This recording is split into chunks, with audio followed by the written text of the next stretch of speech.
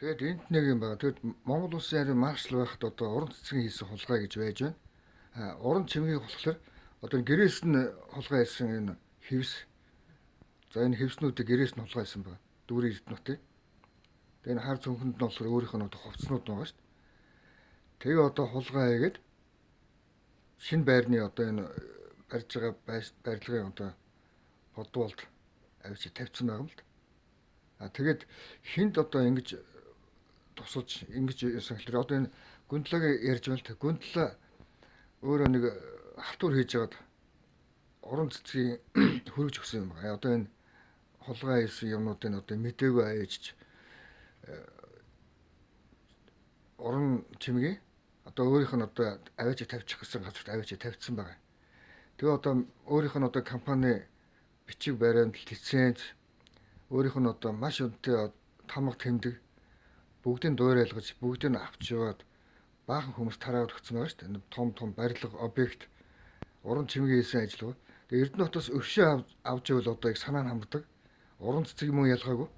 Тийм одоо аюултай. Тэгээ гүндлээд одоо өөрөө мэдэхгүй аваачаад энэ юмнуудыг аваачаад энэ тэнт аваачаад тавьсан чинь сүүлд нь цагдаагийн газраас шалгаад эхэлсэн чинь мдээгүй л байсан юм л дээ.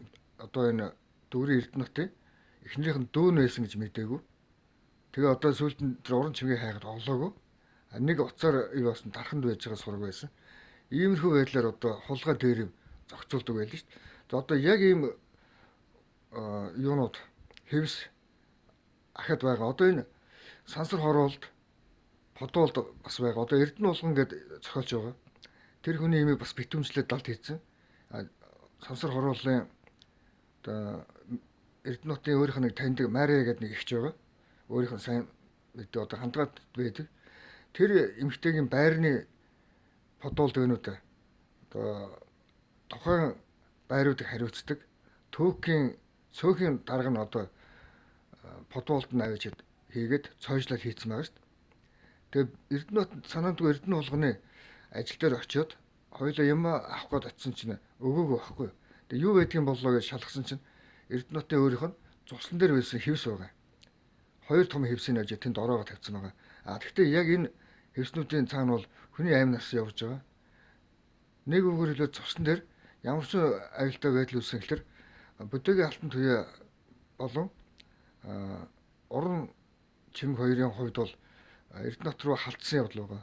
Тэгээ Жаргалмаа руу халтсан, Солонгоо руу халтсан, буу барьж одоо буутсан тийм аюултай эмэгтэй байгаа шүү дээ. Бүтэгийн алтан туяа.